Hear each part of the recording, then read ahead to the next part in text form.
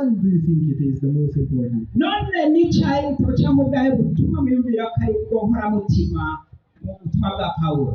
There is no wrong answer here. We have all the preferences. nta nyishume ihari, zose ni nziza. Like I said, you can like Messi, you can like the other one. hakurya navuze ko ushobora gukunda Messi cyangwa gukunda uwundi, We don't debate preferences. gutyo ntabwo tujya impaka ku bijyanye n'ibyo guhitamo, It's because I like it. kuko ni kuba kubera mba ndabikunda. But if we speak about the if we speak about the influence, ariko kandi iyo tuvuze ku bijyanye n'iby'ubwaku, if we go in Romans 1:17, chapter 1:17, tugiye mu Baroma igice cya mbere 1:17, igice cya mbere umurongo wa 17, we know that verse by heart. uyu murongo turawuzi ku mutwe. The righteous abagororotsi shall live bazobeshwaho by faith alone.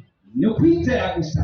And when Luther heard this and read this, kandi bitere icyo yarabyumvise maze arabyandika, it changed his whole mind and view and gutyo bica bihindura icyumviro byiwe n'ibikorwa byiwe, and perspective on spiritual things and life. hamwe n'uko abona ibintu by'ubuhemu n'iby'ubuzima.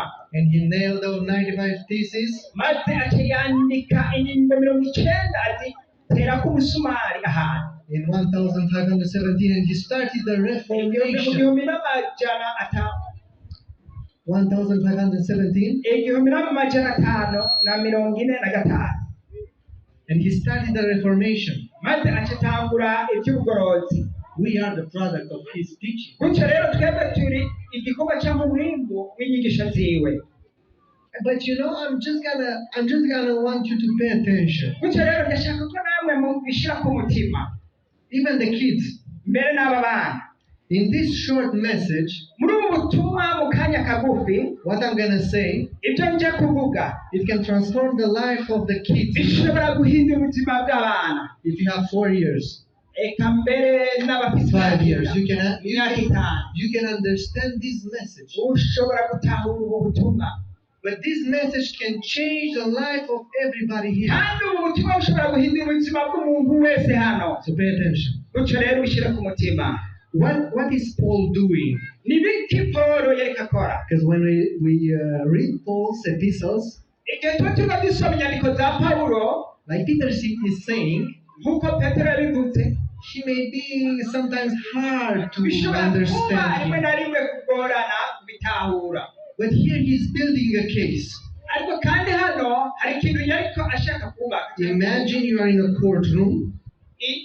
In a courtroom. iyumvire uri nko mu cyumba, Like a justice in a justice nko room. mu cyumba hajya bacira imanza, And you have the lawyer gutyo hakaba hariho umucamanza who is pleading your case. ariko avuga iby'urubanza rwawe, Or you have a lawyer who tries to build up a case. cyane hakaba umwavoka ariko agerageza kukuburanira. So this is what Paul is doing here. rero ibyo nibyo Pawulo ariko akora. He's building up a case Pawulo ariko aravuga ku kintu runaka to convince us kugira ngo noneho twemezwe, of something. twemere hagire ikintu twemera. I want to underline, convince gutyo us. rero ngomba guca akarongo Something. twemezwa ikintu. We're gonna see what it is. reka rero turabe icyo ari cyo. So if we want to split the most theologians, nitwajya kubicamo imice kubw'ingingo z'inyobokamana, they say we can part this book of Romans in 2 sections. gutyo dushobora gufata igitabo cy'abaroma mu bice bibiri, From 1 to 8, uhereye ku gice cya mbere kugeza ku gice cy'umunani, 1 to 8 chapters, igice cya mbere kugeza ku cy'umunani, and 9 to the finish. hama 16. kuva ku cy'icyenda kugeza ku iherezo. So we're gonna take the first part, yes? rero tujya kwibanda ku gice cya mbere rero, We're not gonna go deep, kandi ntitujya kujyamo cyane. yes? Because if I'm gonna go there to the station, where is the technique side, ubure ngiye nkahajya hari sonorization, if I would be an engineer, ubure yaba nari umu engineer, electronics and so on, I don't know, umu engineer electronic, and the guys that were gonna open it for me, gutyo bajya boca bagira icyizere muri cyo cyangwa bakanyizera, I would be able to say, this is the microchip, this is the amplifier, this is that and that. gutyo cyashobora kuvuga ati iyi ni amplificateur, iyi ni microphone, iki ni iki iki ni iki. But I'm not an engineer, ariko kandi sindi umu engineer and I can't do that. kandi ntabyo nokora. But if they're gonna explain me, this is the volume, this is the whatever thing gutyo iyo basiguriye ati aha ni kuri volume, iki ni iki iki ni iki, on the surface, gutyo nkabibona, I can understand that, ibyo nshobora bitahura, and I can use the station. gutyo nshobora kujya hariya ku bihinga by'isi. So in the minutes that we're gonna have, gutyo rero muri byinshi tuzokora cyangwa tuzoronka, we're just gonna go over and see the essential. kujyayo Because you come with your problems, with your sins. kuko mwazanye ingorane zanyu, mwazanye ibyaha byanyu. I'm gonna take it on my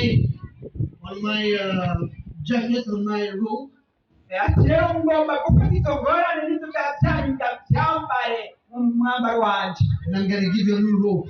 gutyo rero ndabaha umwambaro mushasha, Clean one, my righteousness, says umwambaro Jesus. mushasha ugereranya kugororoka kwa Yesu Kristo. You see how this world is different? murabona ukungene ibyo bintu bitandukanye. You see that's why we want to believe the Bible?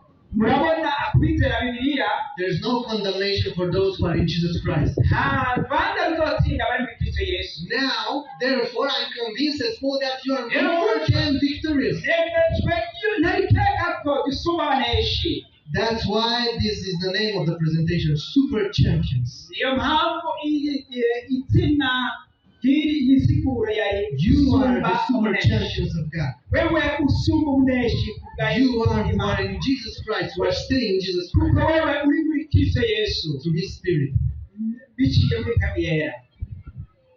Now, ubu if we understand this message, nitwaba twatahuye ubutumwa, if you believe this message, if you believe the Bible, niwaba wizeye ubutumwa ukizera Bibiliya, I would like those who understood the message and would like to become super champions, more than kuza kuri abo conquerors, bose batahuye ubutumwa ko baba super Olympians, super victorious, abashyize kunesha, come in front. bakaza Come in abashyize front. kuba baneshi, Say to the whole world, bakamariza isi yose, to say publicly, bakabivuga ku mugaragaro I want to be a super champion. ati ngomba kuba umushyize In kunesha Jesus Christ. kubwa Yesu Kristo. I want to accept Him in my life. ngomba kumwemera mu buzima bwanjye. I want to know there is no condemnation for me kuko also. nzi ko atarubanda ruzotsinda ni muri Kristo Yesu. When I receive Jesus Christ and His righteousness and ninakira His Yesu blood Kristo no kugoroka kwiwe hamwe on n'amaraso yiwe, behalf on me, on my side. kubwiwe nkabyakira mu buzima bwanjye. I want to give up my character, my sins to Him. gutyo ngomba mpe Kristo ibyaha byanjye n'imico yanjye. I'm not going to lock my eyes on the sins that I have. gutyo sinjya kumita amaso kuko baramukaweruka nta kintu na kimwe nshobora kunandikanya There's n'ubuzima. nothing, nta kintu na kimwe. angels on abamarayika this earth. On this earth, creatures. abamarayika cyangwa ibyaremwe hano kuri ino si, Not persecution, not famine, not cyangwa war, agahamo, not cyangwa powers, not principalities, abatware, not even demons, not even bad cyangwa angels, nothing. abadayimoni, cyangwa iki nta na kimwe. When I surrender to Jesus, igihe niyeguriye Yesu, He takes care of everything. nta kintu na kimwe nzoba nkitiye. And like Paul says in Philippians, and the peace of God who surpasses everything, kandi mu Bifilipi Pawulo yavuze ati amahoro ya Yesu Kristo asumba ibintu byose we're gonna come azoza mu mutima, in your heart, azoza mu mutima wawe, and you're gonna be blessed kandi uzogira umugisha in a way that you can't explain it, ni mu buryo utoshobora like kwisigura, you never experienced before. nk'uko utoba warigeze kubyiyumvamo. You've seen in Psalm 44. muri Zaburi 44 mwumvise, Yes, we have problems, ni koko turafite ingorane, health issues, ingorane zijyanye n'amagara, financial issues, ingorane ku bijyanye n'ubutunzi, problems with our relatives. ingorane mu bijyanye n'inshuti n'imiryango. But says Paul, ariko Pawulo yavuze all this ibyo byose, we are more than conquerors. ibyo byose turushiriza In kuba all abaneshi. this, muri ibyo byose turushiriza kuba we abaneshi, are more than conquerors. turushiriza kuba abaneshi. Who wants to accept Jesus Christ today?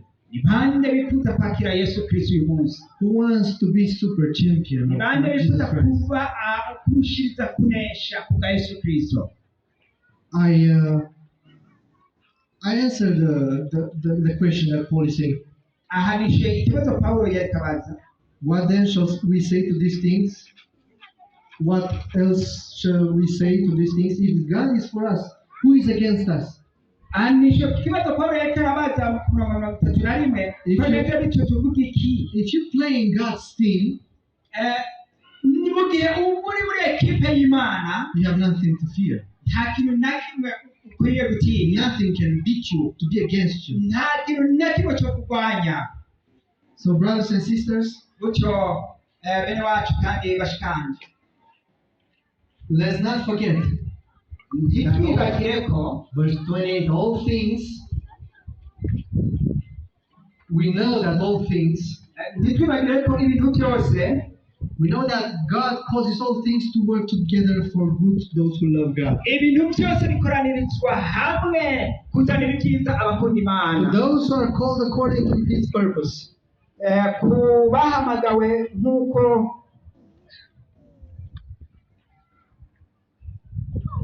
nk'uko ubwombe bwayo buri. And God is calling you today.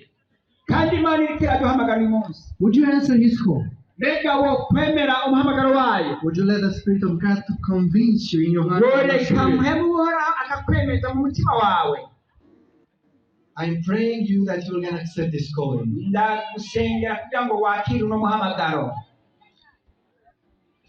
So please come. Rero mutari nambuko muze.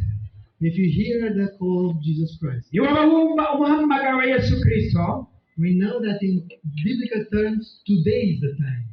kandi turazi twisubiza Bibiliya yuko iki gihe Today, if turimo, you hear the call of God, come. iki gihe turimo ari cyo gihe. Gutyo uyu munsi ni wo muhamagaro w'Imana uze.